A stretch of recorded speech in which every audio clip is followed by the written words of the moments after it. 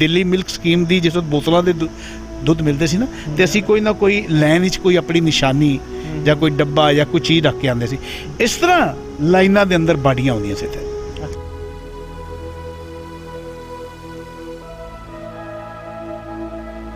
ते तकरीबन तुसीं हिसाब लगा लो 65 क संस्कार असी रोज़ इत्थे कीते ने। 65 हाँ जी हाँ जी।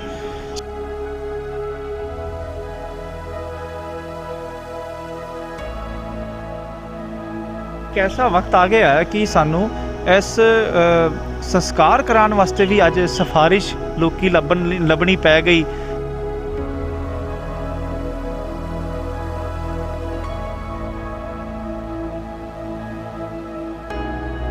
दो दिन तक लोगों की बॉडी उन्होंने घर पई रही और कोई संस्कार करना नहीं सीगा, क्योंकि बाहर नहीं जा सकते सी। ते बाहर नहीं जा सकते सी, फिर सानू कॉल आती सी, मेरे फादर साहब जाते सी बॉडी नूं लैके इत्थे रैप करके इत्थे लैके आते सी ते उहदा संस्कार करांदे सी।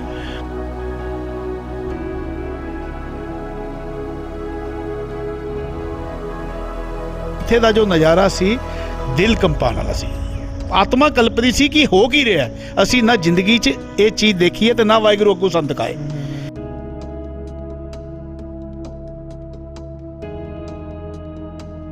जद होर बाडियां आईयां तो उन्होंने कहा कि असीं टोकन वंडिया, वो कहंदे टोकन ते बाडी कित्थे है। उहदे नाल 2-3 वारी सानूं इत्थे उन्हां नूं पुलिस भी बुलानी पई है।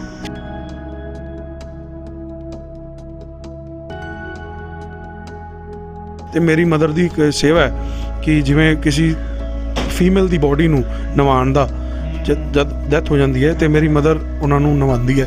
हाँ जी, यह सेवा मेरी मदर दी पूरे ग्रुप करता है। कई बार असीं 10-15-20 मिनट लेट हो जाते सी ते मेरी मदर कहती सी थल्ले उतरो फटाफट जाके उत्थे पहुँचना ही पहुँचना, उत्थे करनी है सेवा।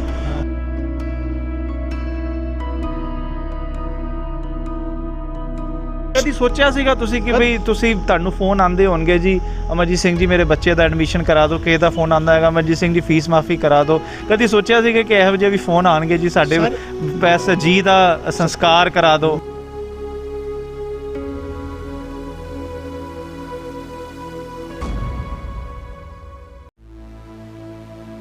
यकीन मनियो राती 4-4 वारी 5-5 वारी उठ के मैं फ़ोन चुकता सी।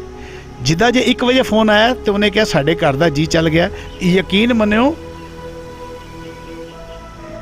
हथ भी नहीं लाते सी घर दे।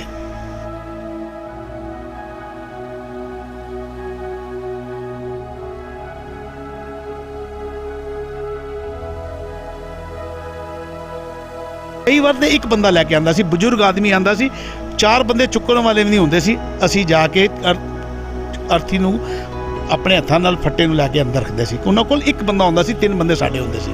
और कई बार तो कईयां ने हायर भी कीते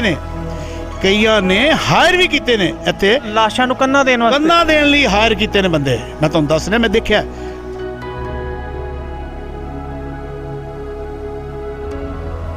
वो एक दिन तो माहौल ऐसा आ गया कि एक सज्जन अपने पिता जी की बाडी छड़ के चले गए थे।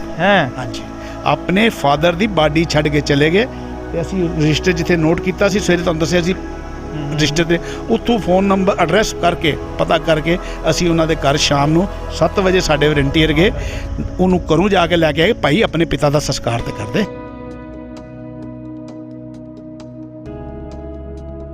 लगता क्यों अपने प्यो का भी जिहड़ा प्यो ने तो इन्ना कुछ दिता हुंदा, नाम दिता प्यो ने, अपना पूरी जिंदगी खवाया पियाया, उन्होंने वड्डा बनाया, तो अखीरले समय दे विच जदों चला गया तो उहदी ਜਿਹੜੇ बॉडी ਨੂੰ भी जिस तू पल नहीं साम सके लोग। देखो जी, मैं तो कहांगा जो असी सीन देखिया गुरु ये दोबारा सानू कदी ना दिखाए। शरीर कम जांदा सी इन्नियां बाड़ियां देख के। वाहिगुरू जी का खालसा वाहिगुरू जी की फतेह। तुसीं देख रहे हो अकाल चैनल। लगातार जिथे अकाल चैनल दिल्ली दे विच जो कोरोना करके मौतां हो रही ने महामारी करके, सो उस दे तहत जो काफ़ी लोग जो कि समाज दे विच सेवावां कर रहे ने, उन्हां दी तस्वीरां असीं तुहाडे तक पहुँचा रहे हैं। सो अज असीं इस टाइम पहुँचे हैगे आ दिल्ली दे एक होर शमशान घाट दे विच, जिहड़ा कि बेरीवाला बाग और वैस्ट दिल्ली दे विच शमशान घाट पैंदा हैगा। सो उत्थे जदों सानूं पता लग्गिया कि कुछ जो कि सिखां वालों जिहड़ा है अंतिम संस्कार कराने दे विच मदद जिहड़ी हैगी कराई जा रही है।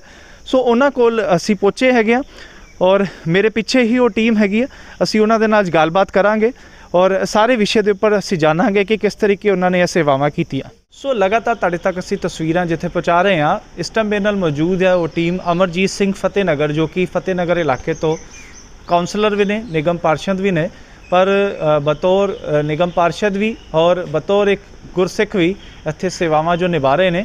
ਅਸੀਂ ਉਹਨਾਂ ਦੇ ਨਾਲ ਗੱਲਬਾਤ ਕਰਦੇ ਹਾਂ ਜੀ, ਗੁਰਫਤਿਹ ਦੀ ਸਾਂਝ ਕਰਦੇ ਹਾਂ। ਟੀਮ ਉਹਨਾਂ ਦੀ ਇੱਥੇ ਮੌਜੂਦ ਹੈ ਜੀ। ਵਾਹਿਗੁਰੂ ਜੀ ਕਾ ਖਾਲਸਾ, ਵਾਹਿਗੁਰੂ ਜੀ ਕੀ ਫਤਿਹ। ਸਵਾਗਤ ਕਰਦੇ ਹਾਂ ਜੀ ਅਕਾਲ ਚੈਨਲ 'ਤੇ ਤੁਹਾਡਾ। ਜਾਣਨਾ ਚਾਹਾਂਗੇ ਕਿ ਜੋ ਕਿ ਕਿੰਨੇ ਦਿਨਾਂ ਤੋਂ ਜਿਹੜਾ ਤੁਹਾਡੇ ਵੱਲੋਂ ਸੇਵਾਵਾਂ ਜਿਹੜੀ ਹੈਗੀਆਂ ਚੱਲਦੀ ਪਈਆਂ, ਕਿਸ ਤਰ੍ਹਾਂ ਮਨ ਦੇ ਵਿੱਚ ਆਇਆ? ਕਿਉਂਕਿ ਕਾਉਂਸਲਰ ਤੁਸੀਂ ਹੋ, ਪਰ ਜਿਹੜਾ ਇੱਕ ਕਾਉਂਸਲਰ ਦੇ ਤੌਰ 'ਤੇ ਵੀ ਹੋਰ ਇੱਕ ਬਤੌਰ ਸਿੱਖ ਦੇ ਤੌਰ 'ਤੇ ਵੀ ਸਾਰੀ ਸੇਵਾਵਾਂ ਜੋ ਕਿ ਕਰਦੇ ਪਏ ਇਸ ਟਾਈਮ ਇੱਕ ਸਿੱਖਾਂ ਦਾ ਇੱਕ ਐਸਾ ਅਕਸ ਜੋ ਕਿ ਬਾਹਰ ਆ ਰਿਹਾ ਮਹਾਮਾਰੀ ਦੇ ਦੌਰਾਨ, ਜਿੱਥੇ ਕਿ ਭਾਵੇਂ ਜਤਿੰਦਰ ਸਿੰਘ ਸ਼ੰਟੀ ਲੈ ਲਓ, ਉਹ ਸੇਵਾਵਾਂ ਕਰ ਰਹੇ ਨੇ। ਹੋਰ ਬਹੁਤ ਥਾਵਾਂ 'ਤੇ ਸੇਵਾਵਾਂ ਸੰਸਕਾਰ ਦੀਆਂ ਕਈ ਸੰਸਥਾਵਾਂ ਵੱਲੋਂ ਕਰ ਰਹੀਆਂ। ਤੁਸੀਂ ਕਿਸ ਤਰੀਕੇ, ਕਿੰਨੀ ਤਰੀਕ ਨੂੰ ਸ਼ੁਰੂ ਕੀਤਾ? ਵਾਹਿਗੁਰੂ ਜੀ ਕਾ ਖਾਲਸਾ, ਵਾਹਿਗੁਰੂ ਜੀ ਕੀ ਫਤਿਹ। ਮੈਂ ਕੌਂਸਲਰ ਹੋਣ ਤੋਂ ਇਲਾਵਾ ਦਿੱਲੀ ਸਿੱਖ ਗੁਰਦੁਆਰਾ ਪ੍ਰਬੰਧਕ ਕਮੇਟੀ ਦਾ ਵੀ ਇੱਥੋਂ ਮੈਂਬਰ ਹਾਂ ਔਰ ਫਤਿਹਨਗਰ ਦੀ ਲੋਕਲ ਸਿੱਖ ਸਭਾ ਦਾ ਜਨਰਲ ਸਕੱਤਰ ਹਾਂ। ਇਹ ਤਕਰੀਬਨ ਪਿਛਲੇ ਮਹੀਨੇ ਅਪ੍ਰੈਲ ਦੇ 16-17 ਤਰੀਕ ਤੋਂ ਇੱਥੇ ਜਿਹੜਾ ਬਹੁਤ ਹੀ ਜ਼ਿਆਦਾ ਭਿਅੰਕਰ ਸਮਾਂ ਆਇਆ, ਮੈਂ ਤਾਂ ਭਿਅੰਕਰ ਹੀ ਕਹਾਂਗਾ ਕਿਉਂਕਿ ਉਹ ਸੀਨ ਜਦ ਅੱਖਾਂ ਦੇ ਸਾਹਮਣੇ ਆਉਂਦਾ ਤਾਂ ਦਿਲ ਕੰਬ ਜਾਂਦਾ ਹੈ। ਯਕੀਨ ਮੰਨਿਓ ਵੀਰ ਜੀ, ਇੱਥੇ ਸਵੇਰੇ 7, 6:30, 7:30 ਵਜੇ ਤੱਕ 500-600 ਬੰਦਾ ਇੱਥੇ ਇਕੱਠਾ ਹੋ ਜਾਂਦਾ ਸੀ ਔਰ ਤਕਰੀਬਨ ਘੱਟ ਤੋਂ ਘੱਟ 70-80 ਬਾੜੀਆਂ ਇੱਥੇ ਲਾਈਨਾਂ 'ਚ ਲੱਗ ਜਾਂਦੀਆਂ ਸੀ। ਅੱਛਾ। ਕਿਉਂਕਿ ਉਹ ਮਾਹੌਲ ਇਤਨਾ ਭਿਅੰਕਰ ਮਾਹੌਲ ਸੀ, ਮੈਂ ਤੁਹਾਨੂੰ ਦੱਸ ਨਹੀਂ ਸਕਦਾ, ਲਫ਼ਜ਼ਾਂ 'ਚ ਉਹਦਾ ਮੈਂ ਤੁਹਾਨੂੰ ਵੇਰਵਾ ਨਹੀਂ ਦੇ ਸਕਦਾ ਕਿ ਇਤਨਾ ਮਨ ਉਸ ਵਕਤ ਪਰੇਸ਼ਾਨ ਹੋ ਜਾਂਦਾ ਜਿਸ ਵਕਤ ਉਹ ਪਿਛਲਾ ਪਿਛੋਕੜ ਜਿਸ ਵਕਤ ਇਹ ਟਾਈਮ ਆਇਆ ਅਸੀਂ ਦੇਖਿਆ। ਔਰ ਮੇਰੇ ਨਾਲ ਇਹ ਕੁੱਕੂ ਜੀ ਨੇ, ਇਹਨਾਂ ਸਾਰੇ ਲੱਕੜ ਦਾ ਕੰਮ ਇਹਨਾਂ ਦਾ ਹੈ ਔਰ ਇਸ ਜਨ ਸ਼ਕਤੀ ਸੰਸਥਾ ਜਿਹੜੀ ਹੈ ਇੱਥੇ ਦੀ, ਉੱਥੇ ਦੇ ਪ੍ਰਧਾਨ ਸਾਹਿਬ ਬਦਰੀ ਪ੍ਰਸਾਦ ਜੀ ਵੀ ਸਵੇਰ ਤੋਂ ਲੈ ਕੇ ਸ਼ਾਮ ਤੱਕ ਸਾਡੇ ਨਾਲ ਹੁੰਦੇ ਸੀ ਔਰ ਇਤਨਾ ਭਿਅੰਕਰ ਦੌਰ ਦੇਖਿਆ ਸੀ ਕਿ ਇੱਥੇ ਜਿਸ ਤਰ੍ਹਾਂ ਮੈਨੂੰ ਬਚਪਨ ਦੇ ਅੰਦਰ ਮੈਨੂੰ ਇੱਕ ਚੀਜ਼ ਯਾਦ ਆਉਂਦੀ, ਦਿੱਲੀ ਮਿਲਕ ਸਕੀਮ ਦੀ ਜਿਸ ਵਕਤ ਬੋਤਲਾਂ ਦੇ ਦੁੱਧ ਮਿਲਦੇ ਸੀ ਨਾ, ਤੇ ਅਸੀਂ ਕੋਈ ਨਾ ਕੋਈ ਲਾਈਨ ਵਿੱਚ ਕੋਈ ਆਪਣੀ ਨਿਸ਼ਾਨੀ ਜਾਂ ਕੋਈ ਡੱਬਾ ਜਾਂ ਕੋਈ ਚੀਜ਼ ਰੱਖ ਕੇ ਆਉਂਦੇ ਸੀ। ਇਸ ਤਰ੍ਹਾਂ ਲਾਈਨਾਂ ਦੇ ਅੰਦਰ ਬਾੜੀਆਂ ਆਉਂਦੀਆਂ ਸੀ ਇੱਥੇ। ਅੱਛਾ। ਔਰ ਬਾੜੀਆਂ ਦਾ ਸਿਸਟਮ ਇਸ ਲਈ ਅਸੀਂ ਸਵੇਰੇ ਚਾਲੂ ਕੀਤਾ ਕਿਉਂਕਿ ਅਸੀਂ 2 ਦਿਨ ਟੋਕਨ ਵੰਡੇ। ਟੋਕਨ ਲੈ ਕੇ ਕਈ ਵੀਰਾਂ ਨੇ, ਜਿਹੜੀ ਬਾਡੀ ਲੇਟ ਆਈ ਤੇ ਉਹ ਕੁੰਡ ਖਾਲੀ ਪਿਆ ਸੀ, ਤੇ ਉਹਦੇ ਨਾਲ ਜਿਸ ਵਕਤ ਹੋਰ ਬਾਡੀਆਂ ਆਈਆਂ ਤੇ ਉਹਨਾਂ ਨੂੰ ਕਿਹਾ ਕਿ ਅਸੀਂ ਟੋਕਨ ਵੰਡਿਆ, ਉਹ ਕਹਿੰਦੇ ਟੋਕਨ ਤੇ ਬਾਡੀ ਕਿੱਥੇ ਹੈ? ਉਹਦੇ ਨਾਲ 2-3 ਵਾਰੀ ਸਾਨੂੰ ਇੱਥੇ ਉਹਨਾਂ ਨੂੰ ਪੁਲਿਸ ਵੀ ਬੁਲਾਉਣੀ ਪਈ ਹੈ। ਉਸ ਤੋਂ ਬਾਅਦ ਅਸੀਂ ਸਿਸਟਮ ਚਾਲੂ ਕਰ ਦਿੱਤਾ ਕਿ ਸਵੇਰੇ 7 ਵਜੇ ਤੱਕ ਇੱਥੇ ਬਾਡੀ ਆ ਜਾਏਗੀ।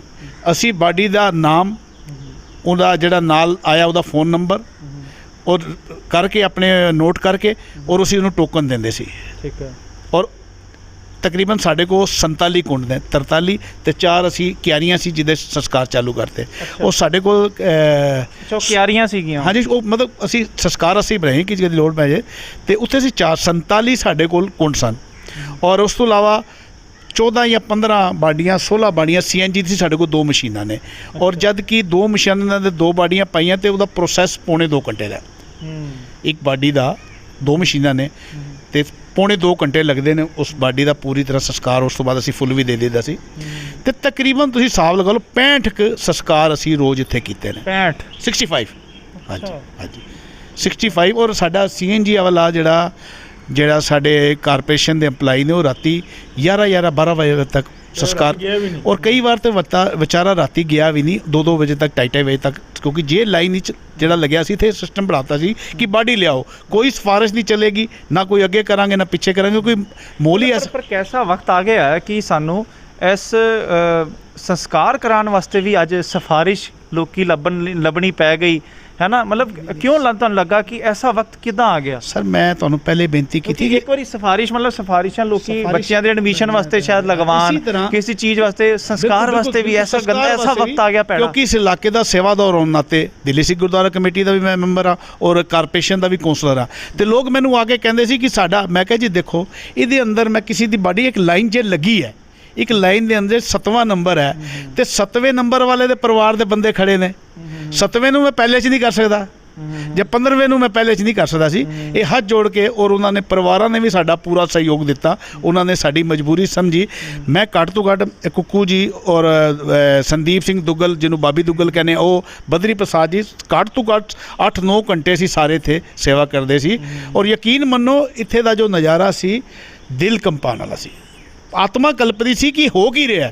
ਅਸੀਂ ਨਾ ਜ਼ਿੰਦਗੀ 'ਚ ਇਹ ਚੀਜ਼ ਦੇਖੀ ਹੈ ਤੇ ਨਾ ਵਾਹਿਗੁਰੂ ਅੱਗੋਂ ਸਾਨੂੰ ਦਿਖਾਏ ਕਿ ਪਰ ਕਦੀ ਸੋਚਿਆ ਸੀਗਾ ਤੁਸੀਂ ਕਿ ਵੀ ਤੁਹਾਨੂੰ ਫੋਨ ਆਉਂਦੇ ਹੋਣਗੇ ਜੀ, ਅਮਰਜੀਤ ਸਿੰਘ ਜੀ ਮੇਰੇ ਬੱਚੇ ਦਾ ਐਡਮਿਸ਼ਨ ਕਰਾ ਦਿਓ, ਕਿਸੇ ਦਾ ਫੋਨ ਆਉਂਦਾ ਹੈਗਾ ਅਮਰਜੀਤ ਸਿੰਘ ਜੀ ਫੀਸ ਮਾਫੀ ਕਰਾ ਦਿਓ, ਕਦੀ ਸੋਚਿਆ ਸੀਗਾ ਕਿ ਇਹੋ ਜਿਹੇ ਵੀ ਫੋਨ ਆਉਣਗੇ ਜੀ ਸਾਡੇ ਬਸ ਜੀ ਦਾ ਸੰਸਕਾਰ ਕਰਾ ਦਿਓ? ਮੈਨੂੰ ਯਕੀਨ ਮੰਨਿਓ ਰਾਤੀ 4-4 ਵਾਰੀ 5-5 ਵਾਰੀ ਉੱਠ ਕੇ ਮੈਂ ਫੋਨ ਚੁੱਕਦਾ ਸੀ। ਜਿੱਦਾਂ ਜੇ 1 ਵਜੇ ਫੋਨ ਆਇਆ ਤੇ ਉਹਨੇ ਕਿਹਾ ਸਾਡੇ ਘਰ ਦਾ ਜੀ ਚੱਲ ਗਿਆ ਤੇ ਤੁਸੀਂ ਸੰਸਕਾਰ ਦਾ, ਮਤਲਬ ਤੁਹਾਡੀ ਗੱਲ ਠੀਕ ਹੈ, ਅਗਲੇ ਅਸੀਂ ਐਡਮਿਸ਼ਨਾਂ ਲਈ ਜਾਂ ਕਿਸੇ ਕਾਲਜ ਦੇ ਅੰਡਰ ਐਡਮਿਸ਼ਨ ਲਈ ਅਸੀਂ ਸਿਫਾਰਿਸ਼ ਕਰਦੇ ਸੀ ਤੇ ਉਹ ਸਾਨੂੰ ਇਹ ਕਹਿੰਦੇ ਸੀ ਬਸ ਸਾਡਾ ਘਰ ਦਾ ਜੀ ਤੇ ਚਲਾ ਗਿਆ, ਲੇਕਿਨ ਉਹ ਸੰਸਕਾਰ ਸਾਡਾ ਟਾਈਮ ਸਿਰ ਹੋ ਜਾਏ। ਤੇ ਅਸੀਂ ਉਹਨਾਂ ਨੂੰ ਇੱਕੋ ਗੱਲ ਕਹੀ ਕਿ ਤੁਸੀਂ ਸਵੇਰੇ 7 ਵਜੇ ਤੱਕ ਇੱਥੇ ਬਾਡੀ ਲਿਆਓ। ਅਸੀਂ ਬਾਡੀ ਦਾ ਅਸੀਂ ਆਪਣੇ ਜਿਹੜਾ ਸਾਡੇ ਕੋਲ ਰਜਿਸਟਰ ਸੀ ਉਹਦੇ 'ਚ ਅਸੀਂ ਨੋਟ ਕਰ ਲਏ ਸੀ ਨਾਮ, ਔਰ ਉਸੇ ਟਾਈਮ ਉਹਦੇ ਕਿਸੇ ਦੀ ਕੋਈ ਕਿੰਤੂ ਮੈਂ ਪਹਿਲੇ ਬੇਨਤੀ ਕੀਤੀ ਹੈ, ਇਸ ਕੰਮ ਵਿੱਚ ਸਿਫਾਰਿਸ਼ ਨਹੀਂ ਚੱਲ ਸਕਦੀ। ਬਾਡੀ ਕੋਲ ਜਾ ਕੇ ਅਸੀਂ ਬਾਡੀ ਦੇਖਦੇ ਸੀ, ਸਾਡੇ ਜਿਹੜੇ ਸੇਵਾਦਾਰ ਜਿਹੜੇ ਇੱਥੇ ਸੇਵਾ ਕਰਦੇ ਸੀ ਰੋਜ਼, ਉਹ ਬਾਡੀ ਦੇਖ ਕੇ ਰਜਿਸਟਰ ਦਾ ਬਾਡੀ ਦਾ ਨੰਬਰ ਜਿਹੜਾ ਨਾਲ ਆਇਆ ਉਹਦਾ ਮੋਬਾਈਲ ਨੰਬਰ ਲੈ ਕੇ ਅਸੀਂ ਟੋਕਨ ਦਿੰਦੇ ਸੀ। 1 ਤੋਂ ਲੈ ਕੇ 47 ਤੱਕ ਟੋਕਨ ਦਿੰਦੇ ਸੀ। ਉਸ ਤੋਂ ਬਾਅਦ ਕਿਉਂਕਿ ਇੱਥੇ 7:30 ਵਜੇ ਤੱਕ ਅੰਬਾਰ ਲੱਗ ਜਾਂਦਾ ਸੀ, ਲਾਈਨਾਂ ਲੱਗ ਜਾਂਦੀਆਂ ਸੀ ਬਾਡੀ ਦੀਆਂ। ਔਰ ਉਸ ਤੋਂ ਬਾਅਦ ਅਸੀਂ ਕਿਉਂਕਿ ਅੱਜ 47 ਸੰਸਕਾਰ ਕੀਤੇ ਤੇ ਕੁੰਡ ਤਦ ਖਾਲੀ ਹੋਣਗੇ ਜੇ ਉਹਨਾਂ ਦਾ ਚੌਥਾ ਅੰਗੀਠਾ ਜਿਸ ਤਰ੍ਹਾਂ ਸੰਭਾਲਣਾ, ਜਿੰਨੇ ਵੀ ਕੋਈ ਅਸੀਂ ਉਹਨਾਂ ਨੂੰ ਬੇਨਤੀ ਕਰਦੇ ਸੀ ਕਿ ਤੁਹਾਨੂੰ ਅਗਲੇ ਦਿਨ ਅੱਜ ਸੰਸਕਾਰ ਕੀਤਾ, ਕੱਲ ਸਵੇਰੇ 8:30 ਵਜੇ ਤੱਕ ਮੈਕਸਿਮਮ ਤੁਸੀਂ ਆਪਣਾ ਅੰਗੀਠਾ ਸੰਭਾਲ ਲੈਣਾ, ਜਿਹੜਾ ਜੀ ਤੁਹਾਡਾ ਗਿਆ ਉਹਦੇ ਫੁੱਲ ਚੁਣ ਲੈਣੇ ਨੇ। ਸਾਡੇ 'ਚ ਅੰਗੀਠਾ ਕਹਿੰਦੇ ਨੇ, ਉਹ ਸਹਿਜਧਾਰੀ ਵੀਰਾਂ 'ਚ ਚੌਥੇ ਦੀ ਰਸਮ ਜਿਹੜੀ ਕਹਿੰਦੇ ਨੇ। ਇਹ ਸਿਰਫ ਅਸੀਂ ਤਦ ਹੀ ਉਹਨਾਂ ਨੂੰ ਬੇਨਤੀ ਕਰਕੇ ਔਰ ਉਹ ਸਾਰਿਆਂ ਨੇ ਸਾਡਾ ਸੰਪੂਰਨ ਸਹਿਯੋਗ ਦਿੱਤਾ ਤੇ ਤਦ ਹੀ ਅਗਲੇ ਦਿਨ ਇਹ 47 ਕੁੰਡ ਖਾਲੀ ਹੁੰਦੇ ਸੀ। ਫਿਰ ਅਸੀਂ 10-10 ਟੋਕਨ ਕੱਟ ਕੇ 10 ਬਾੜੀਆਂ ਅੰਦਰ ਲੈ ਕੇ ਜਾਂਦੇ ਸੀ, ਕਿਉਂਕਿ ਜੇ 47 ਇੱਕੋ ਦਮ ਲਗਾ ਦਾਂਗੇ ਤੇ ਇੱਥੇ ਖੜਾ ਨਹੀਂ ਹੋ ਸਕਦਾ ਸੀ। 10 ਬਾੜੀਆਂ ਲੈ ਕੇ ਜਾਂਦੇ ਸੀ, 10 ਚਿਖਾ ਤਿਆਰ ਕਰਦੇ ਸੀ ਔਰ 10 ਦਾ ਸੰਸਕਾਰ ਕਰਦੇ। ਉਸ ਤੋਂ ਬਾਅਦ 10 ਅਗਲੀਆਂ ਚਾਲੂ ਕਰਦੇ ਸੀ। ਸਮਝ ਲਓ ਕਿ ਜਿਹੜਾ 7 ਵਜੇ ਇੱਥੇ ਆਉਂਦਾ ਸੀ ਨਾ, ਉਹ ਘੱਟ ਤੋਂ ਘੱਟ 3-3:30 ਵਜੇ ਵਿਹਲਾ ਹੋ ਕੇ ਆਪਣੇ ਘਰ ਜੀ ਦਾ ਸੰਸਕਾਰ। ਹੁਣ ਗੁਰੂ ਦੀ ਕਿਰਪਾ, ਮਹਾਰਾਜ ਦੀ ਸੱਚੇ ਪਾਤਸ਼ਾਹ ਦੀ ਠੰਡ ਪਈ ਹੈ। ਅੱਜ ਸਵੇਰ ਦੀਆਂ ਸਿਰਫ 5 ਬਾੜੀਆਂ ਆਈਆਂ ਨੇ ਅੱਜ, ਜਿਹਦੇ 'ਚੋਂ 2 ਕੋਵਿਡ ਦੀਆਂ ਸੀ ਤੇ 3 ਜਿਹੜੀ ਨੈਚੁਰਲ ਡੈਥ ਹੋਈ। ਨਾਰਮਲੀ ਜਦੋਂ ਪੀਕ ਸੀਗਾ ਉਦੋਂ ਰੋਜ਼ਾਨਾ ਕਿੰਨੀ ਕੋਵਿਡ ਦੀਆਂ ਜੋ ਲਾਸ਼ਾਂ ਆ ਰਹੀਆਂ ਸੀ? 90 ਜਾਂ 85 ਜਾਂ 90% ਕੋਵਿਡ ਸੀ, ਕਿਉਂਕਿ ਉਹ ਉਹਦੇ ਕੋਲ ਕੋਵਿਡ ਦੀ ਪਰਚੀ ਹੁੰਦੀ ਸੀ, ਜਿਹੜਾ ਡਿਸਚਾਰਜ ਸਲਿੱਪ ਤੇ ਲਿਖਿਆ ਹੁੰਦਾ ਸੀ ਜਾਂ ਕੋਵਿਡ ਦੀ। ਫਿਰ ਉਹਨੂੰ ਸੰਸਕਾਰ ਪੂਰਾ ਪੈਕ ਕਰਕੇ ਫਿਰ ਹੁੰਦਾ ਸੀ। ਔਰ ਮੈਂ ਤੁਹਾਨੂੰ ਦੱਸਦਾ ਕਿ ਯਕੀਨ ਮੰਨਿਓ ਹੱਥ ਵੀ ਨਹੀਂ ਲਾਉਂਦੇ ਸੀ ਕਰਦੇ, ਡਰਦੇ ਸੀ, ਪੈਨਿਕ ਮਾਹੌਲ ਸੀ। ਲੇਕਿਨ ਕੋਈ ਐਸੀ ਗੱਲ, ਅਸੀਂ ਆਪਣੇ ਹੱਥਾਂ ਨਾਲ ਅਸੀਂ ਆਪਣੇ ਹੱਥਾਂ ਨਾਲ ਬਾਡੀ ਨੂੰ ਚਿਕਾ ਕੇ ਰੱਖਦੇ ਸੀ। ਔਰ ਘਰ ਦੇ ਔਰ ਕਈ ਮਜਬੂਰ ਜਿਨ੍ਹਾਂ ਦੇ ਘਰ ਦੇ ਅੰਦਰ ਕਈ ਐਸੇ ਸੀ ਜਿਹਨੇ ਇਕੱਲੇ ਮੀਆਂ ਬੀਬੀ ਰਹਿੰਦੇ ਸੀ, ਉਹ ਸਾਨੂੰ ਫੋਨ ਕਰਦੇ ਸੀ। ਅਸੀਂ ਉਹਨਾਂ ਦੇ ਘਰੋਂ ਆਪਣੀਆਂ ਸਾਡੇ ਕੋਲ ਐਂਬੂਲੈਂਸਾਂ ਨਹੀਂ ਤੇ ਅਸੀਂ ਦੀਨ ਦਿਆਲ ਤੇ ਸਾਡਾ ਮੁੰਡਾ ਆਕਾਸ਼ ਹੈ, ਬੜੀ ਸੇਵਾ ਕਰਦਾ, ਉਹਨੂੰ ਕਹਿ ਕੇ ਉਹਦੀ ਟੀਮ ਪੂਰੀ ਜਾਂਦੀ ਸੀ ਕਿਟ ਕੁਟ ਪਾ ਕੇ, ਕਿਉਂਕਿ ਉਹਨਾਂ ਦੇ ਵੀ ਬੱਚੇ ਨੇ। ਕਿਟ ਪਾ ਕੇ ਜਿਸ ਸਾਨੂੰ ਕਿਸੇ ਨੇ ਕਿਹਾ ਕਿ ਸਾਡੇ ਘਰ ਕੋਈ ਨਹੀਂ, ਅਸੀਂ ਉਹਨਾਂ ਦੀ ਬਾਡੀ ਉਹਨਾਂ ਦੇ ਘਰੋਂ ਲਿਆ ਕੇ ਇੱਥੇ ਸੰਸਕਾਰ ਕਰਦੇ। ਅੱਛਾ, ਆਪ ਘਰੋਂ ਲੈ ਕੇ ਆਉਂਦੇ ਸੀ। ਤੇ ਕੀ ਕਿੱਦਾਂ ਲੱਗਦਾ ਨਹੀਂ ਸੀਗਾ ਕਿ ਯਾਰ ਅਸੀਂ ਕਰੋਨਾ ਦੀ ਬੋਡੀ ਨੂੰ ਲੈਣ ਜਾ ਰਹੇ ਹਾਂ, ਟੀਮ ਜਿਹੜੀ ਤੁਹਾਡੀ ਨੂੰ, ਕਿ ਵੀ ਇਹ ਪੂਰਾ ਕਿਸ ਤਰ੍ਹਾਂ ਕਿੱਦਾਂ, ਕਿਉਂਕਿ ਪੀਪੀ ਕਿਟ ਵਗੈਰਾ ਪਾ ਕੇ ਜਾਂਦੇ ਹੋਣਗੇ, ਪਰ ਪੀਪੀ ਕਿਟ ਵੀ ਪਾਈ ਹੋਵੇ ਪਰ ਸਾਹਮਣੇ ਜਦ ਪਾਈ ਹੋਵੇ ਨਾ ਕਿ ਸਾਹਮਣੇ ਜਿਹੜੀ ਉਹ ਲਾਸ਼ ਹੈ ਉਹ ਕੋਵਿਡ ਦੇ ਨਾਲ ਐਕਸਪਾਇਰ ਹੋਈ ਹੈ, ਅੱਧਾ ਹੌਸਲਾ ਉਦੋਂ ਹੀ ਡਿੱਗ ਜਾਂਦਾ। ਬਿਲਕੁਲ, ਲੇਕਿਨ ਸਾਡੇ ਤੇ ਗੁਰੂ ਤੇਗ ਬਹਾਦਰ ਸਾਹਿਬ ਦਾ ਹੱਥ ਸੀ। ਯਕੀਨ ਮੰਨਿਓ, ਨਾ ਮੈਂ ਕਦੀ ਗਲਵਸ ਪਾਏ ਨੇ ਤੇ ਨਾ ਮੈਂ ਕਦੀ ਕਿਟ ਪਾਈ ਹੈ। ਮਾਸਕ ਜ਼ਰੂਰ ਲਗਾਈਦਾ ਸੀ ਔਰ ਫਿਰ ਜੇ ਬਾਡੀ ਨੂੰ ਹੱਥ ਲਗਾਇਆ ਤਾਂ ਉਸ ਤੋਂ ਬਾਅਦ ਅਸੀਂ ਜੇ ਵੀ ਸੈਨੀਟਾਈਜ਼ ਕੀਤਾ ਸੀ, ਹੱਥ ਪ੍ਰਕਾਸ਼ਨ ਲਈ ਅਸੀਂ ਉਹਨੂੰ ਸੈਨੀਟਾਈਜ਼ ਕਰਦੇ ਸੀ। ਲੇਕਿਨ ਮੈਂ ਕਦੀ ਕਿਟ ਨਹੀਂ ਪਾਈ, ਕਦੀ ਗਲਵਸ ਨਹੀਂ ਪਾਏ। ਇਹ ਗੁਰੂ ਦੀ ਕਿਰਪਾ ਹੈ। ਔਰ ਇਹਨੇ ਮੈਂ ਘੱਟ ਤੋਂ ਘੱਟ ਯਕੀਨ ਮੰਨਿਓ, ਇਹ ਨਹੀਂ ਕਿ ਮੈਨੂੰ ਜਾਣਦਾ ਸੀ, ਮੈਨੂੰ ਜਿਹੜਾ ਨਹੀਂ ਵੀ ਜਾਣਦਾ ਸੀ, ਕਿਉਂਕਿ ਉਹ ਮਾਹੌਲ ਬਹੁਤ ਭਿਅੰਕਰ ਜੋ ਸੀ। ਘਰ ਦੇ ਵੀ 2-4 ਬੰਦੇ ਜਾਂ ਕਈ ਵਾਰ ਤੇ ਇੱਕ ਬੰਦਾ ਲੈ ਕੇ ਆਉਂਦਾ ਸੀ, ਬਜ਼ੁਰਗ ਆਦਮੀ ਆਉਂਦਾ ਸੀ, 4 ਬੰਦੇ ਚੁੱਕਣ ਵਾਲੇ ਵੀ ਨਹੀਂ ਹੁੰਦੇ ਸੀ। ਅਸੀਂ ਜਾ ਕੇ ਅਰਥੀ ਨੂੰ ਆਪਣੇ ਹੱਥਾਂ ਨਾਲ ਫੱਟੇ ਨੂੰ ਲੈ ਕੇ ਅੰਦਰ ਰੱਖਦੇ ਸੀ। ਉਹਨਾਂ ਕੋਲ ਇੱਕ ਬੰਦਾ ਹੁੰਦਾ ਸੀ, 3 ਬੰਦੇ ਸਾਡੇ ਹੁੰਦੇ ਸੀ। ਔਰ ਕਈ ਵਾਰ ਤੇ ਕਈਆਂ ਨੇ ਹਾਇਰ ਵੀ ਕੀਤੇ ਨੇ, ਇੱਥੇ ਲਾਸ਼ਾਂ ਨੂੰ ਕੰਨਾਂ ਦੇਣ ਲਈ ਹਾਇਰ ਕੀਤੇ ਨੇ ਬੰਦੇ। ਮੈਂ ਤੁਹਾਨੂੰ ਦੱਸ ਰਿਹਾ, ਮੈਂ ਦੇਖਿਆ ਕਈਆਂ ਨੇ ਮੈਨੂੰ ਦੱਸਿਆ ਹੈ ਕਿ ਅਸੀਂ ਕਈਆਂ ਨੇ ਪੈਸੇ ਦੇ ਕੇ, ਕਿਉਂਕਿ ਇਕੱਲਾ ਬੰਦਾ ਆਂਦਾ ਸੀ ਉਹ ਹਾਇਰ ਕਰਕੇ ਲੈ ਗਏ ਨੇ, ਲੇਕਿਨ ਜੇ ਸਾਨੂੰ ਜਿਸ ਤੋਂ ਪਤਾ ਚੱਲਦਾ ਸੀ, ਸਾਡੇ ਟੀਮ ਨੂੰ ਪਤਾ ਚੱਲਦਾ ਸੀ, ਅਸੀਂ ਆਪ ਉਹਨਾਂ ਨੂੰ ਆਪਣੇ ਹੱਥਾਂ ਨਾਲ ਫੱਟੇ ਨੂੰ ਚੁੱਕ ਕੇ, ਡੈੱਡ ਬਾਡੀ ਨੂੰ ਚੁੱਕ ਕੇ ਫੱਟੇ ਨੂੰ ਅਸੀਂ ਅੰਦਰ ਲੈ ਕੇ ਜਾਂਦੇ ਸੀ। ਮੈਂ ਤੁਹਾਨੂੰ ਕਹਿ ਰਿਹਾ ਸੀ ਬੜਾ ਗੰਦਾ ਮਾਹੌਲ ਦੇਖਿਆ। ਵਾਹਿਗੁਰੂ ਫਾਇਆ ਮਾਹੌਲ ਕਦੀ ਜ਼ਿੰਦਗੀ 'ਚ ਕਿਸੇ ਨਾਲ ਨਾ, ਕਿਸੇ ਜ਼ਿੰਦਗੀ ਅਸੀਂ ਹੁਣ ਕੋਈ ਗੁਰੂ ਚਰਨਾਂ 'ਚ ਅਰਦਾਸ ਕਰਨੇ ਆ ਕਿ ਜਿਨ੍ਹਾਂ ਦੇ ਘਰ ਦੇ ਜੀ ਚਲੇ ਗਏ ਉਹਨਾਂ ਦੀ ਕਮੀ ਪੂਰੀ ਨਹੀਂ ਹੋ ਸਕਦੀ, ਲੇਕਿਨ ਸੱਚੇ ਪਾਤਸ਼ਾਹ ਬਾਕੀ ਜਿਹੜੇ ਰਹਿ ਗਏ ਆ ਉਹਨਾਂ ਦੇ ਆਪਣੀ ਮਿਹਰ ਕਰਕੇ ਠੰਡ ਪਾ। ਤੇ ਤੁਹਾਨੂੰ ਜਿਸ ਤਰੀਕੇ ਤੁਸੀਂ ਸੇਵਾ ਕਰ ਰਹੇ ਸੀਗੇ ਲੋਕਾਂ ਦੇ ਵਿੱਚ, ਕੋਵਿਡ ਦੇ ਬੋਡੀਆਂ ਜਿਹੜੀ ਇੱਥੇ ਹਾਸੇ ਪਾਸੇ ਤੁਹਾਡੇ ਹੋਣ, ਤੇ ਕਿੱਦਾਂ ਮਤਲਬ ਲੱਗਦਾ ਨਹੀਂ ਸੀਗਾ ਅੰਦਰੋਂ ਜਰਾ ਦਾ ਕਿਤੇ ਤਾਂ ਲੱਗਦਾ ਹੋਏਗਾ ਕਿ ਨਹੀਂ ਯਾਰ ਕਿਤੇ ਕੱਲ ਨੂੰ ਮੰਨੂ ਨਾ ਹੋ ਜਾਵੇ? ਘਰ ਤੁਸੀਂ ਜਾਂਦੇ ਸੀਗੇ, ਤੁਹਾਡੇ ਬੱਚੇ ਆ, ਤੁਹਾਡੇ ਪਰਿਵਾਰ ਸੱਜਣ, ਉਹ ਵੀ ਤੁਹਾਨੂੰ ਪੁੱਛਦੇ ਹੋਣੇ ਆ। ਲੇਕਿਨ ਯਕੀਨ ਮੰਨਿਓ ਮਹਾਰਾਜ ਦੀ ਇੰਨੀ ਕਿਰਪਾ ਸੀ, ਕਿਉਂਕਿ CNG ਦੀ ਬਾਡੀਆਂ ਲਾਈਨ 'ਚ ਲੱਗੀਆਂ ਹੁੰਦੀਆਂ ਸੀ, 18 20 ਬਾਡੀਆਂ ਲਾਈਨ 'ਚ ਲੱਗੀਆਂ ਹੁੰਦੀਆਂ ਸੀ। ਇੱਧਰ ਪੂਰੇ ਦੇ ਪੂਰੀ ਇਹ ਜਿਹੜੀ ਤੁਸੀਂ ਦੇਖ ਰਹੇ ਹੋ, ਇਹ ਹਰ ਕੁੰਡ ਦੇ ਅੰਦਰ ਚਿਖਾ ਜਲਦੀ ਹੁੰਦੀ ਸੀ, ਫੁੱਲ ਹੁੰਦੀ ਸੀ। ਮੈਂ ਤੁਹਾਨੂੰ ਦੱਸ ਰਿਹਾ 10 ਵਜੇ ਤੱਕ ਅਸੀਂ ਟੋਕਨ ਵੰਡ ਚੁੱਕੇ ਹੁੰਦੇ ਸੀ। 7 ਵਜੇ ਜਿਹੜਾ ਆ ਗਿਆ ਉਹਦੀ ਲਾਈਨ 'ਚ ਲੱਗਿਆ ਸੀ 10 ਵਜੇ। ਉਸ ਤੋਂ ਬਾਅਦ ਅਸੀਂ ਕਈ ਬਾਡੀਆਂ ਅਸੀਂ ਇੱਥੇ ਪੱਛਮਪੁਰੀ ਭੇਜੀਆਂ, ਕਈ ਉੱਤਮ ਨਗਰ ਦੇ ਕੋਲ ਭੇਜੀਆਂ, ਕਈ ਤੇ ਪੰਜਾਬੀ ਬਾਗ CNG ਤੇ ਭੇਜੀਆਂ। ਇੱਥੇ ਜਗ੍ਹਾ ਨਹੀਂ ਹੁੰਦੀ। 65 ਮੈਂ ਤੁਹਾਨੂੰ, ਸਾਡੇ ਕੋਲ ਮੈਕਸਿਮਮ ਤੋਂ ਮੈਕਸਿਮਮ 65 ਜਾਂ 66 ਅਸੀਂ ਸੰਸਕਾਰ ਕਰ ਸਕਦੇ ਸੀ, ਉਸ ਤੋਂ ਜ਼ਿਆਦਾ ਨਹੀਂ ਕਰ ਸਕਦੇ ਸੀ। ਬਾਕੀ ਅਸੀਂ ਆਸ-ਪਾਸ ਭੇਜਦੇ ਸੀ। ਔਰ ਉਸ ਤੋਂ ਇਲਾਵਾ ਮੈਂ ਥੈਂਕਸ ਕਰਨਾ ਦੀਨ ਦਿਆਲ ਦੀ ਮੋਚਰੀ ਦੇ ਇੰਚਾਰਜ ਦਾ, ਜਿਨ੍ਹਾਂ ਨੇ ਸਾਨੂੰ ਪੂਰਾ ਸਾਡਾ ਸਹਿਯੋਗ ਦਿੱਤਾ। ਔਰ ਜਿਹੜੀਆਂ ਬਾਡੀਆਂ ਜਾਂ ਜਿਹੜੇ ਰਾਤ ਨੂੰ ਕਿਸੇ ਦੀ ਡੈਥ ਹੋਈ ਹੈ ਆਸ-ਪਾਸ ਦੇ ਇਲਾਕੇ 'ਚ, ਉਸ ਬਾਡੀ ਨੂੰ ਅਸੀਂ ਮੋਚਰੀ 'ਚ ਰੱਖਦੇ ਸੀ, ਅਗਲੇ ਦਿਨ ਸਵੇਰੇ ਤੇ ਲੈ ਕੇ ਆਉਂਦੇ ਸੀ। ਠੀਕ ਹੈ ਮੋਚਰੀ ਰੱਖਦੇ ਇੱਕ ਦੂਸਰੇ ਦਿਨ। ਉਹ ਇੱਕ ਦਿਨ ਤਾਂ ਮਾਹੌਲ ਐਸਾ ਆ ਗਿਆ ਕਿ ਇੱਕ ਸੱਜਣ ਆਪਣੇ ਪਿਤਾ ਜੀ ਦੀ ਬਾਡੀ ਛੱਡ ਕੇ ਚਲੇ ਗਏ ਥੇ। ਹਾਂਜੀ, ਆਪਣੇ ਫਾਦਰ ਦੀ ਬਾਡੀ ਛੱਡ ਕੇ ਚਲੇ ਗਏ। ਤੇ ਅਸੀਂ ਰਜਿਸਟਰ ਜਿੱਥੇ ਨੋਟ ਕੀਤਾ ਸੀ, ਸਵੇਰੇ ਤੁਹਾਨੂੰ ਦੱਸਿਆ ਸੀ ਰਜਿਸਟਰ ਦੇ ਉੱਥੋਂ ਫੋਨ ਨੰਬਰ ਐਡਰੈਸ ਕਰਕੇ ਪਤਾ ਕਰਕੇ ਅਸੀਂ ਉਹਨਾਂ ਦੇ ਘਰ ਸ਼ਾਮ ਨੂੰ 7 ਵਜੇ ਸਾਡੇ ਵਲੰਟੀਅਰ ਗਏ, ਉਹਨੂੰ ਘਰੋਂ ਜਾ ਕੇ ਲੈ ਕੇ ਆਏ। ਭਾਈ ਆਪਣੇ ਪਿਤਾ ਦਾ ਸੰਸਕਾਰ ਤੇ ਕਰਦੇ। ਕਿਉਂ ਐਸਾ ਕਿਉਂ? ਲੋਕੀ ਆਪਣੇ ਪਿਓ ਨੂੰ ਵੀ ਛੱਡ ਦਿੱਤਾ। ਬਿਲਕੁਲ ਛੱਡਤਾ ਜੀ, ਮੈਂ ਝੂਠ ਨਹੀਂ ਬੋਲਿਆ। ਪੁੱਛ ਲਓ ਵੀਰ ਜੀ, ਨਾਲੇ ਬੈਠੇ ਸਾਡੇ ਕੋਲ ਕੁਝ ਪੂਰੇ ਸਾਡੇ ਪ੍ਰਧਾਨ। ਅਸੀਂ 7 ਵਜੇ ਉਹਦੇ ਘਰ ਗਏ ਹਾਂ। ਪਹਿਲੇ ਫੋਨ ਕਰਦੇ ਨੇ, ਫੋਨ ਤੇ ਕੋਈ ਜਵਾਬ ਨਹੀਂ ਹੈ। ਫਿਰ ਸਾਡੇ ਕੋਲ ਕੁਦਰਤ ਐਡਰੈਸ ਸੀਗਾ, ਸਾਡੇ ਜਿਹੜੇ ਮੁੰਡੇ ਸੇਵਾ ਕਰਦੇ ਨੇ ਸਵੇਰੇ, ਉਹਨਾਂ ਨੇ ਐਡਰੈਸ ਲਿਖਿਆ ਸੀ। ਉਹ ਐਡਰੈਸ ਲੱਭ ਢੂੰਡ ਕੇ ਵੈਰੀਫਾਈ ਕੀਤਾ ਤੇ 7 ਵਜੇ ਉਹਨਾਂ ਨੂੰ ਸੱਜਣ ਨੂੰ ਲੈ ਕੇ ਆਏ ਤੇ ਭਾਈ ਆਪਣੇ ਪਾਪਾ ਦਾ ਸੰਸਕਾਰ ਤੇ ਕਰ। 1.5 ਘੰਟਾ ਲੱਗਿਆ ਐਡਰੈਸ ਲੱਭਣ ਨੂੰ। ਇਹ ਮੋਲ ਦੇ ਗਿਆ ਛਾਣਬੀਣ ਕੀਤੀ ਪੂਰੀ। ਤੇ ਕਿਉਂ ਲੱਗਦਾ, ਕਿਉਂ ਆਪਣੇ ਪਿਓ ਦਾ ਵੀ, ਜਿਹੜਾ ਪਿਓ ਨੇ ਤਾਂ ਇੰਨਾ ਕੁਝ ਦਿੱਤਾ ਹੁੰਦਾ, ਨਾਮ ਦਿੱਤਾ ਪਿਓ ਨੇ, ਆਪਣਾ ਪੂਰੀ ਜ਼ਿੰਦਗੀ ਖਵਾਇਆ ਪਿਆਇਆ, ਉਹਨੂੰ ਵੱਡਾ ਬਣਾਇਆ, ਤੇ ਅਖੀਰਲੇ ਸਮੇਂ ਦੇ ਵਿੱਚ ਜਦੋਂ ਚਲਾ ਗਿਆ ਤਾਂ ਉਹਦੀ ਜਿਹੜੇ ਬੋਡੀ ਨੂੰ ਵੀ ਜਿਸ ਦੋ ਪਲ ਨਹੀਂ ਸਾਂਭ ਸਕੇ ਲੋਕ। ਹਾਂਜੀ ਵੀਰ ਜੀ, ਪੈਨਿਕ ਬਹੁਤ ਹੋ ਗਈ ਸੀ। ਮੈਂ ਤੁਹਾਨੂੰ ਪਹਿਲੇ ਕਿਹਾ ਡਰ ਬਹੁਤ ਸੀਗਾ। ਔਰ ਉਸ ਡਰ ਦੇ ਨਾਲ ਮੈਂ ਤਾਂ ਇਹ ਵੀ ਕਹਾਂਗਾ, ਜਿਸ ਬੰਦਾ ਪੁਰਾਣੀ ਸੰਸਾਰ ਛੱਡ ਗਿਆ ਔਰ ਉਸਨੇ ਆਪਣੇ ਪਰਿਵਾਰ ਲਈ ਆਪਣਾ ਸਾਰਾ ਜੀਵਨ ਸਮਰਪਿਤ ਕੀਤਾ, ਔਰ ਉਸ ਪਰਿਵਾਰ ਦੇ ਡਰੇ ਹੋਏ ਸੀ। ਇਹ ਨਹੀਂ ਕਿ ਨਹੀਂ ਡਰੇ ਸੀ, ਉਹ ਹੱਥ ਲਾਉਣ ਤੋਂ ਵੀ ਡਰਦੇ ਸੀ। ਅਸੀਂ ਉਹ ਵੀ ਦੇਖਿਆ ਕਿ ਦੂਰੋਂ ਦੇਖਦੇ ਸੀ ਕਿ ਪਰਚੀ ਕਟਵਾ ਕੇ ਚਲੇ ਗਏ ਸਨ। ਉਹਦੇ ਜਿਹੜੀ ਬੈਡ ਬਾਡੀ ਮੈਂ ਤੁਹਾਨੂੰ ਕਹਿ ਰਿਹਾ ਛੱਡ ਗਏ ਸੀ, ਉਹ ਪਰਚੀ ਕਟਾ ਗਏ। ਲੇਕਿਨ ਤੇ ਟਾਈਮ ਲੱਗਣਾ ਸੀ 5-6 ਘੰਟੇ। ਤੁਹਾਨੂੰ ਕਿਹਾ ਘੱਟ ਤੋਂ ਘੱਟ 6-7 ਘੰਟੇ ਲੱਗਦੇ ਸੀ, ਕਿਉਂਕਿ 10 ਤਿਆਰ ਹੋਣ ਨੂੰ ਵੀ 1.5 ਘੰਟਾ ਲੱਗਦਾ, 10 ਚਿੱਖਾ ਤਿਆਰ ਹੋਣ ਨੂੰ 1.5 ਲੱਗਦਾ, 1.5 ਪੌਣੇ 2 ਘੰਟੇ ਲੱਗਦੇ। ਫਿਰ ਆ ਕਰ 10 ਕਰਕੇ ਅਸੀਂ ਸੰਸਕਾਰ ਕਰਦੇ ਤਾਂ ਉਹ ਛੱਡ ਕੇ ਚਲੇ ਗਏ। ਫਿਰ ਅਸੀਂ 7 ਵਜੇ ਤੱਕ ਸਾਡੇ ਮੁੰਡੇ ਲੱਭ ਕੇ ਲਿਆਏ ਤੇ ਰਾਤੀ ਸੰਸਕਾਰ ਕਰਾਇਆ। ਠੀਕ ਹੈ। ਇਹ ਇੰਨਾ ਭਿਆਨਕ ਸਮਾਂ ਸੰਗਾ ਜੀ, ਜਿਸ ਦੇ ਵਿੱਚ ਲੋਕੀ ਆਪਣੇ ਪਿਓ ਨੂੰ ਵੀ ਜਿਹੜਾ ਹੈਗਾ ਨਾ, ਕਹਿੰਦੇ ਅਖੀਰਲੇ ਸਮੇਂ ਦੇ ਵਿੱਚ ਉਹ ਨਿੱਘ ਨਹੀਂ ਦੇ ਸਕੇ, ਮੁਖਾਗਨੀ ਜਿਹੜਾ ਹੈਗਾ ਉਹ ਮਤਲਬ ਛੱਡ ਕੇ ਇਸ ਤਰ੍ਹਾਂ ਭੱਜੇ ਜਿੱਦਾਂ ਪਤਾ ਨਹੀਂ ਕਰੋਨਾ ਨਾ ਹੋ ਗਿਆ, ਪਤਾ ਨਹੀਂ ਕੀ ਹੋ ਗਿਆ। ਸੋ ਆਪਣੇ ਜਿਹੜੇ ਘਰ ਦੇ ਖਾਸ ਰਿਸ਼ਤੇ ਟੁੱਟਦੇ ਇਸ ਕਰੋਨਾ ਦੇ ਮਹਾਮਾਰੀ ਦੇ ਸਮੇਂ ਦੇ ਵਿੱਚ ਦੇਖੇ ਹੈਗੇ ਆ। ਅਮਰਜੀਤ ਸਿੰਘ ਜੀ, ਲਗਾਤਾਰ ਤੁਸੀਂ ਕਈ ਦਿਨਾਂ ਤੋਂ ਇੱਥੇ ਸੇਵਾਵਾਂ ਕਰ ਰਹੇ ਹੋ। ਐਸੇ ਵਕਫ ਜਿਹੜੇ ਹੈਗੇ ਆ ਨਾ, ਵਾਕਿਆ ਨੇ ਜਿਹੜੇ ਕਿ ਮੈਨੂੰ ਲੱਗਦਾ ਜ਼ਿੰਦਗੀ ਭਰ ਨਹੀਂ ਭੁੱਲ ਸਕਦੇ। ਕੋਈ ਹੋਰ ਐਸਾ ਕੋਈ ਵਾਕਿਆ ਜਿਹੜਾ ਤੁਸੀਂ ਸੰਗਤ ਨਾਲ ਸਾਂਝਾ ਕਰਨਾ ਚਾਹੋ, ਜਿਹਨੂੰ ਵੇਖ ਕੇ ਰੂਹ ਕੰਡੇ ਜਿਹੜੇ ਖੜੇ ਹੋ ਜਾਣ? ਦੇਖੋ ਜੀ, ਮੈਂ ਤੇ ਕਹਾਂਗਾ ਜੋ ਅਸੀਂ ਸੀਨ ਦੇਖਿਆ ਗੁਰੂ ਇਹ ਦੁਬਾਰਾ ਸਾਨੂੰ ਕਦੀ ਨਾ ਦਿਖਾਏ। ਸਰੀਰ ਕੰਬ ਜਾਂਦਾ ਸੀ ਇੰਨੀਆਂ ਬਾਡੀਆਂ ਦੇਖ ਕੇ, ਕਿਉਂਕਿ ਅਸੀਂ ਜ਼ਿੰਦਗੀ 'ਚ ਨਹੀਂ ਥੇ। ਸਾਡੀ ਤਕਰੀਬਨ, ਕਿਉਂਕਿ ਇਹ ਇਲਾਕਾ ਬਹੁਤ ਵੱਡਾ ਹੈ, ਬੇਰੀਵੈਲ ਬਾਗ ਸੁਭਾਸ਼ ਨਗਰ ਦਾ ਤਿਹਾੜ ਨੂੰ ਕਹਿੰਦੇ ਨੇ, ਇਹ ਕਾਫੀ ਇਲਾਕੇ ਦੇ ਆਸ-ਪਾਸ ਲੱਗਦੇ ਨੇ, ਲੇਕਿਨ ਐਵਰੇਜ ਦੀ 7-8 ਮੈਕਸਿਮਮ 10 ਜਾਂ ਬਹੁਤ ਜ਼ਿਆਦਾ 10-12 ਬਾਡੀਆਂ ਰੋਜ਼ ਦੀਆਂ। ਹਾਂ, ਤਕਰੀਬਨ ਐਵਰੇਜ ਹੈ ਨਾ, ਐਵਰੇਜ। ਲੇਕਿਨ ਜਿਹੜਾ ਪਿਛਲਾ ਲਾਕਡਾਊਨ ਔਰ ਇਸ ਲਾਕਡਾਊਨ ਦੀ ਜ਼ਮੀਨ ਆਸਮਾਨ ਦਾ ਫਰਕ ਸੀ। ਪਿਛਲੇ ਲਾਕਡਾਊਨ ਦੇ ਅੰਦਰ ਕੀ ਸੀ ਕਿ ਜਿਹੜੀ ਨੈਚੁਰਲ ਡੈਥ ਹੈ ਉਹਦੀ ਪਰਸੈਂਟੇਜ ਵੀ ਘੱਟ ਹੋ ਗਈ ਸੀ, ਕਿਉਂਕਿ ਗੱਡੀਆਂ ਚੱਲਣੀਆਂ, ਕਾਰਾਂ ਚੱਲਣੀਆਂ, ਬੱਸ ਚੱਲਣੀਆਂ, ਟ੍ਰੇਨਾਂ ਚੱਲਣੀਆਂ ਬੰਦ ਹੋ ਗਈਆਂ, ਐਕਸੀਡੈਂਟਲ ਮੌਤ ਘਟ ਗਈ। ਠੀਕ ਹੈ।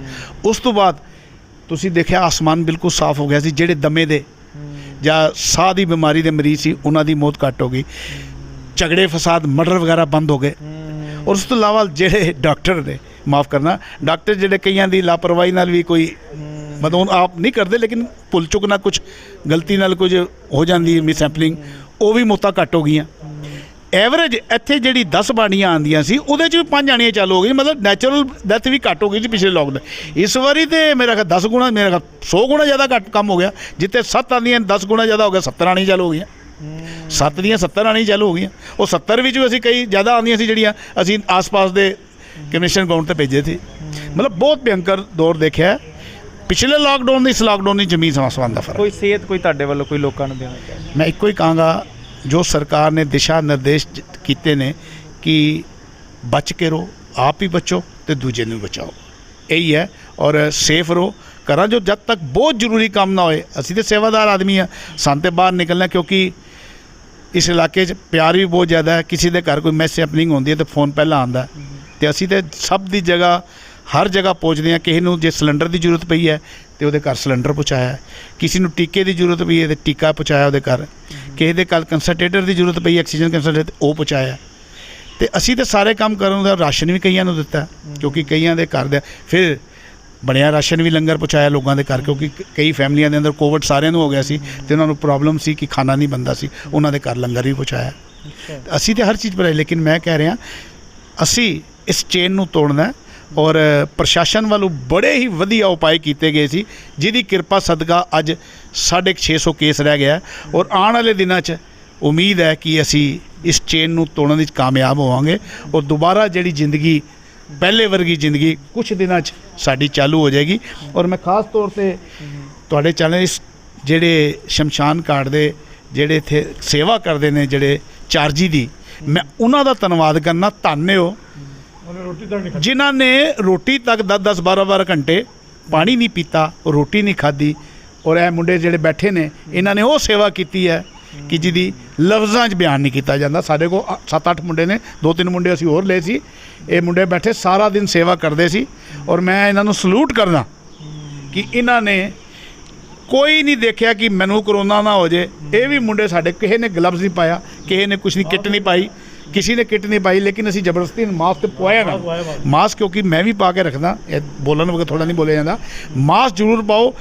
मास्क ना तुहाडी भी सेफ्टी है तो अगले दी भी सेफ्टी है। मुंडिया ने मास्क पाया, कोई इन्होंने ग्लव्स नहीं पाए, कोई किट नहीं पाए और दिन रात लगे रहे ने। और उस तो इलावा जिते संस्कार किया तो अगले दिन सवेरे 6 बजे उठ के आ गया कि चौथा भी करना है, क्योंकि जे कुंड खाली होणगे तद अगलियां बाड़ियां का संस्कार किया जाएगा ना। इन्हां मुंडियां नूं मैं सलूट करना, अपने दिल की गहराइयों च उन्हें धन्यवाद करना जिन्हों ने दिन रात एक करके जिते 7 बाड़ियां आंदियां 70 आए, कितना लोड पै गया होगा दसो तुसीं। और कितनी हीट होंदी है, जो 47 बाड़ियां जल्दियां होन उत्थे बंदा खड़ा नहीं हो सकता इन्नी गर्मी दे इन्नी। और ये मुंडे साडे सारे उत्थे खड़े रहे, इन्हों ने पूरा सहयोग किया साडी टीम का और मैं दिल की गहराइयों च इन्हां दा भी धन्यवाद करना। ठीक है, तो बिल्कुल लगातार तस्वीरां तुहाडे सामने असीं बयां कर रहे हैं कि अमरजीत सिंह फतेहनगर वालों जो सेवावां जिस तरीके चलाईयां गईयां। मेरे नाल सतबीर सिंह गगन ने जो कि अमरजीत सिंह फतेहनगर के बेटे ने।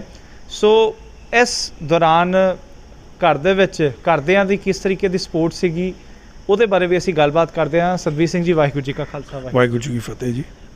ਅਮਰਜੀਤ ਸਿੰਘ ਜੀ ਕਾਫੀ ਵਧੀਆ ਜੋ ਇਹ ਕੰਮ ਕਰ ਰਹੇ ਸੀ, ਸੰਸਕਾਰ ਕਰਾ ਰਹੇ ਸੀ ਲੋਕਾਂ ਦੇ, ਕਿਉਂਕਿ ਇਹੋ ਜਿਹੇ ਅਜੋਕੇ ਸਮੇਂ ਦੇ ਵਿੱਚ ਜਦੋਂ ਲੋਕੀ ਕੰਮ ਨਹੀਂ ਨਾ ਆ ਰਹੇ, ਸੋ ਉਸ ਸਮੇਂ ਦੇ ਵਿੱਚ ਜੇ ਕੋਈ ਕੰਮ ਆ ਜਾਏ ਨਾ, ਸੋ ਉਹ ਇਨਸਾਨ ਹਮੇਸ਼ਾ ਜਿਹੜਾ ਨਾ ਉਹ ਯਾਦ ਰਹਿੰਦਾ। ਪਰ ਜਦੋਂ ਸੰਸਕਾਰ ਕਰਾ ਕੇ ਰੋਜ਼ਾਨਾ ਘਰ 'ਚ ਆਉਂਦੇ ਸੀਗੇ, ਕਿਸ ਟਾਈਮ ਉਹ ਆਉਂਦੇ ਸੀਗੇ, ਜਦੋਂ ਆਉਂਦੇ ਸੀਗੇ ਤਾਂ ਤੁਹਾਨੂੰ ਲੱਗਦਾ ਨਹੀਂ ਸੀਗਾ ਕਿ ਯਾਰ ਮੇਰੇ ਪਿਤਾ ਜੀ ਪੂਰੇ ਦਿਨ ਕੋਵਿਡ ਬੋਡੀਜ਼ ਜਿਹੜਾ ਹੈਗਾ ਤੋਂ ਨਿਕਲ ਕੇ ਆ ਰਹੇ ਨੇ, ਉਹਨਾਂ ਦਾ ਸੰਸਕਾਰ ਕਰਾ ਕੇ ਆ ਰਹੇ ਨੇ, ਤੁਹਾਨੂੰ ਡਰ ਨਹੀਂ ਸੀ ਲੱਗਦਾ ਅੰਦਰ 'ਚ?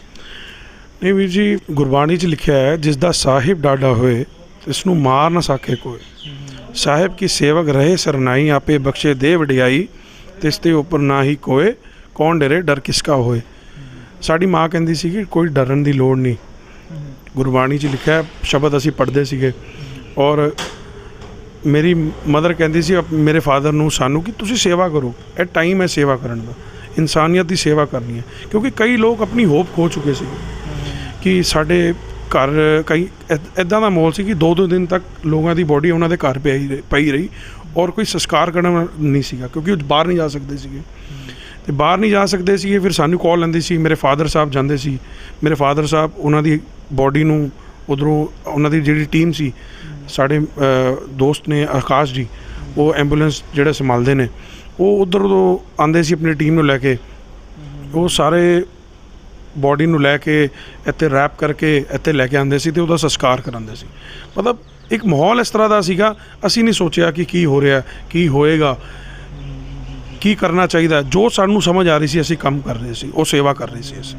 ਪਰ ਫਿਰ ਵੀ ਜਿਸ ਤਰ੍ਹਾਂ ਘਰ ਦਾ ਇੱਕ ਜੀ ਹੈ, ਲਗਾਤਾਰ ਬੋਡੀਜ਼ ਦੇ ਵਿੱਚ ਵੀ ਕਰੋਨਾ ਬੋਡੀਜ਼ ਇੱਕ ਹੁੰਦਾ ਨਾ ਆਮ, ਕਿਉਂਕਿ ਸਾਡੇ ਦਿਨਾਂ ਦੇ ਜਿਹੜਾ ਵੈਸੇ ਹੀ ਵਹਿਮ ਹੁੰਦਾ ਕਿ ਯਾਰ ਜੇ ਤੁਸੀਂ ਸ਼ਮਸ਼ਾਨ ਘਾਟ ਜੇ ਕਿਸੇ ਦਾ ਸੰਸਕਾਰ ਅਟੈਂਡ ਕਰਕੇ ਆਏ ਹੋ ਨਾ ਜੀ, ਨਹੀਂ ਜੀ ਘਰ ਆਓ ਜੀ, ਪਹਿਲੇ ਗੁਰਦੁਆਰੇ ਮੱਥਾ ਟੇਕ ਕੇ ਆਓ, ਬਾਅਦ 'ਚੋਂ ਜੀ ਘਰ ਆ ਕੇ ਪੂਰਾ ਨਹਾਓ ਧੋਓ ਜੀ, ਇਸ਼ਨਾਨ ਕਰਕੇ ਫੇਰ ਹੀ ਆਮ ਮੌਤ ਦੇ ਵਿੱਚ ਇਹ ਘਰਾਂ ਦੇ ਵਿੱਚ ਮੈਂ ਦੇਖਿਆ, ਜਦ ਕਿ ਐਸੀ ਕੋਈ ਗੱਲ ਹੈ ਨਹੀਂ ਗੁਰਬਾਣੀ ਦੇ ਅਕੋਰਡਿੰਗ, ਗੁਰਮਤਿ ਦੇ ਅਕੋਰਡਿੰਗ। ਪਰ ਫਿਰ ਵੀ ਇਹ ਕਹਿੰਦੇ ਨਹੀਂ ਜੀ ਸੰਸਕਾਰ ਤੋਂ ਤੁਸੀਂ ਜੋ ਆਏ ਹੋ, ਤੁਸੀਂ ਸ਼ਮਸ਼ਾਨ ਘਾਟ ਤੋਂ ਆਏ ਹੋ ਜੀ, ਤੁਸੀਂ ਆਪਣਾ ਪੂਰਾ ਨਹਾਓ ਧੋਓ, ਕੇਸੀ ਇਸ਼ਨਾਨ ਕਰੋ, ਫਿਰ ਬੈਠੋ। ਚਲੋ ਇਸ਼ਨਾਨ ਕਰਨਾ ਚੰਗੀ ਗੱਲ ਹੈ, ਪਰ ਪੂਰੇ ਦਿਨ ਕੋਵਿਡ ਬੋਡੀਜ਼ ਦੇ ਵਿੱਚ ਨਿਕਲ ਕੇ ਫਿਰ ਪਿਤਾ ਜੀ ਘਰ ਆਉਂਦੇ ਸੀਗੇ। ਸਰ ਪਤਾ ਹੀ ਨਹੀਂ ਚੱਲਦਾ ਸੀਗਾ ਕਿੰਨੀ ਵਾਰ ਉਹਨਾਂ ਨੂੰ ਸ਼ਮਸ਼ਾਨ ਘਾਟ ਜਾਣਾ ਪੈ ਰਿਹਾ, ਕਿੰਨੀ ਵਾਰ ਉਹਨਾਂ ਨੂੰ ਮੋਰਚਰੀ 'ਚ ਬੋਡੀਜ਼ ਰਖਵਾਉਣ ਜਾਣਾ ਪੈ ਰਿਹਾ, ਕਿੰਨੀ ਵਾਰ ਕਿਸੇ ਦੇ ਘਰ ਜਾਣਾ ਪੈ ਰਿਹਾ, ਉਹਨਾਂ ਦੀ ਬੋਡੀਆਂ ਨੂੰ ਸੰਭਾਲਣਾ ਪੈ ਰਿਹਾ। ਇੱਕ ਵਾਕਿਆ ਦੱਸਦਾ ਕਿ ਮੇਰੇ ਫਤਿਹ ਨਗਰ 'ਚ ਇੱਕ ਪਰਿਵਾਰ ਹੈ, ਉਹਨਾਂ ਦੇ ਘਰ ਪੂਰਾ ਸਾਰਾ ਕੋਵਿਡ ਪੋਜ਼ੀਟਿਵ ਸੀ ਅਤੇ ਉਹਨਾਂ ਦੀ ਮਦਰ ਦੀ ਡੈਥ ਹੋ ਗਈ ਸੀ। ਅਤੇ ਹੁਣ ਉਹਨਾਂ ਦੇ ਘਰੋਂ ਕੋਈ ਆ ਨਹੀਂ ਸਕਦਾ ਸੀਗਾ, ਕਿਉਂਕਿ ਪ੍ਰੋਟੋਕੋਲ ਸੀਗੇ ਕੋਵਿਡ ਦੇ ਕਿ ਅਸੀਂ ਉਹਨਾਂ ਦੇ ਖਿਲਾਫ ਨਹੀਂ ਜਾ ਸਕਦੇ।